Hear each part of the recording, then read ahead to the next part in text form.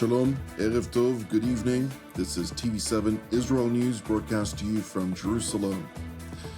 Israel is set to decide on a gradual intensification of the war against Islamist Hamas and its terror affiliates in the Gaza Strip, which may include the conquering of the enclave in its entirety.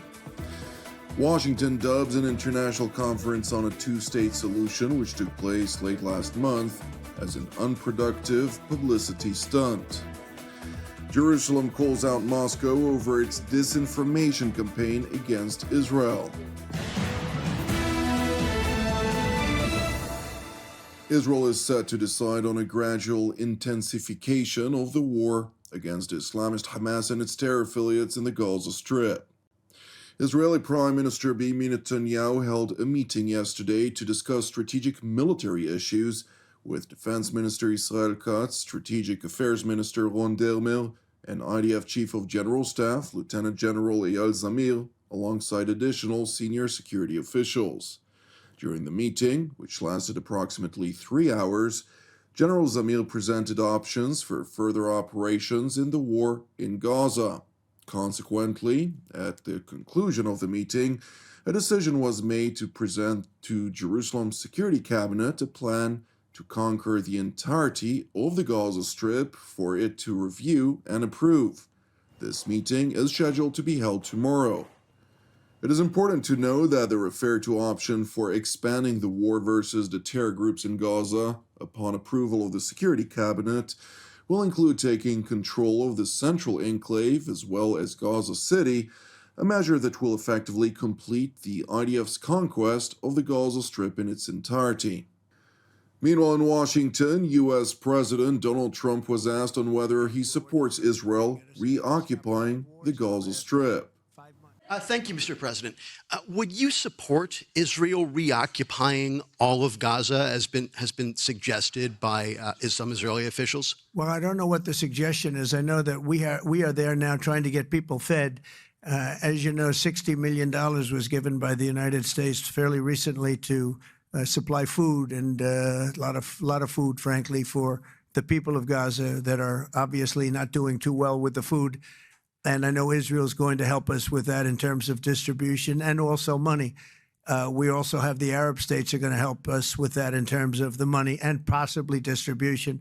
So that's what I'm focused on. As far as the rest of it, I really can't say. That's going to be pretty much up to Israel. Yeah, please. Meanwhile, in New York, during an emergency session of the United Nations Security Council, the international institution's representative voiced deep alarm over prospects of an Israeli decision to reoccupy the Gaza Strip. The latest reports regarding Prime Minister Netanyahu's possible decision to expand Israel's military operations through the entire Gaza Strip, if true, are deeply alarming. This would risk catastrophic consequences for millions of Palestinians and could further endanger the lives of the remaining hostages in Gaza.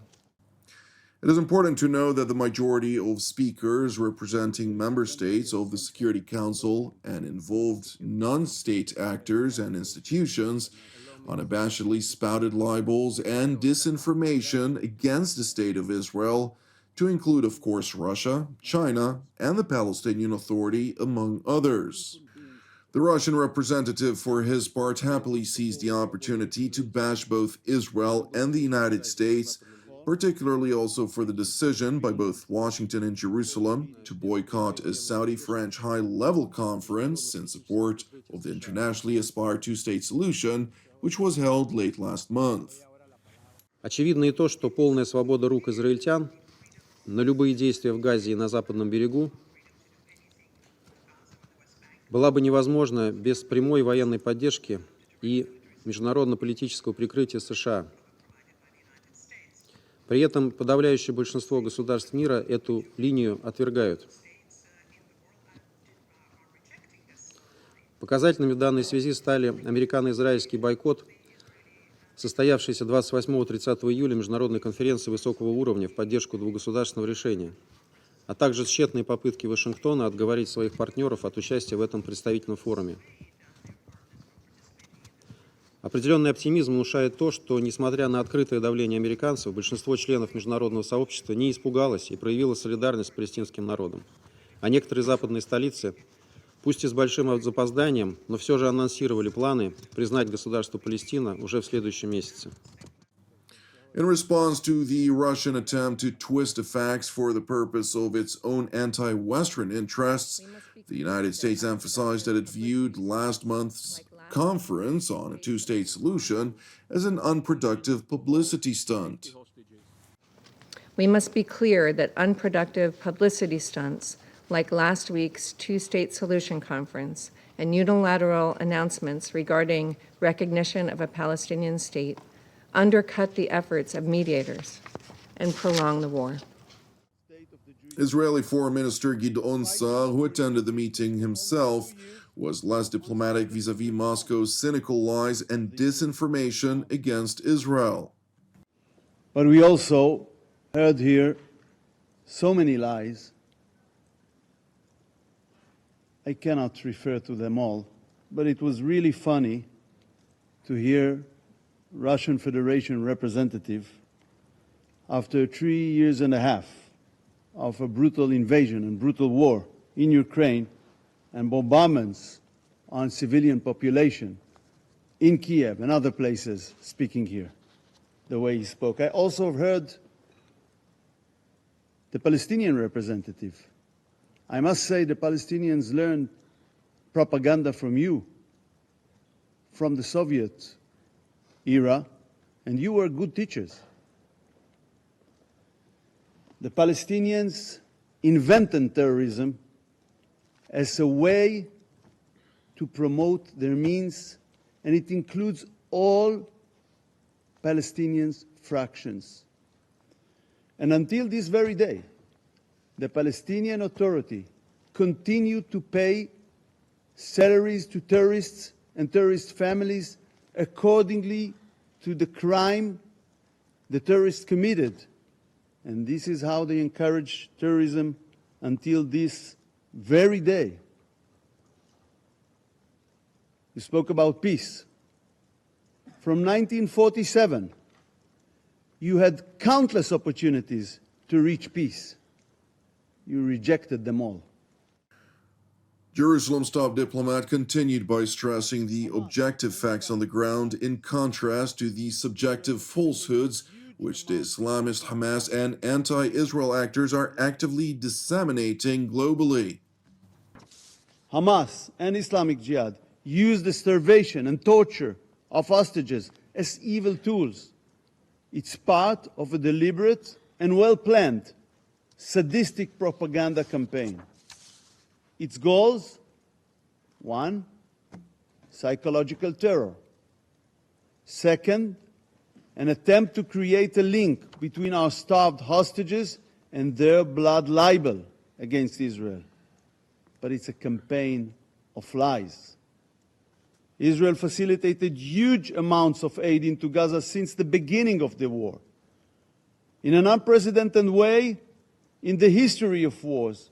And by the way, the quantities are growing every day, if you follow that. Yet it is still accused of starvation. But the truth must be told. Hamas sadistically starves our hostages while the terrorists enjoy meat, fish, and vegetables. In contrast to the blatant lies hurled at Israel, Minister Sa'ar also highlighted that Jerusalem is in fact providing the residents of the Gaza Strip unprecedented levels of humanitarian aid, volumes that were never distributed by any state actor in the history of warfare. We're facilitating huge amounts of aid into Gaza. No other country acts this way in war, on such a large scale, under such difficult circumstances. But Hamas loots the aid and uses it as a financial tool. We hadn't heard a word about that from the Palestinian representative.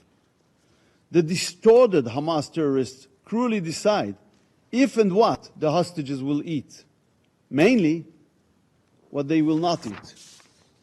Aviatar spoke of entire days when he did not eat at all. Our sick and starved hostages still have not seen representatives of the Red Cross until today, despite this being explicitly agreed upon in the hostage deal in November 2023. The medicine they desperately need to survive has not reached them. While the terrorists, the murderers being held in Israeli prisons, received medical care and nutrition, Hamas and Islamic Jihad torture our hostages. Thank you for watching TV7 Israel News. As we continue to face significant trials and tribulations today and the days and months ahead as well, I would like to encourage you, pray for the hostages, first and foremost in Hamas captivity. Pray also for the peace of Jerusalem and salvation of Israel. Also, if you're blessed by our programs and are able to stand with us, since TV7 Israel is exclusively donation-based, you can donate via our website at www.tv7israelnews.com. I'm Jonathan Hessen, wishing you an Erev Mevorach, and God willing, we'll see you during our next update. Until then, Shalom from Jerusalem.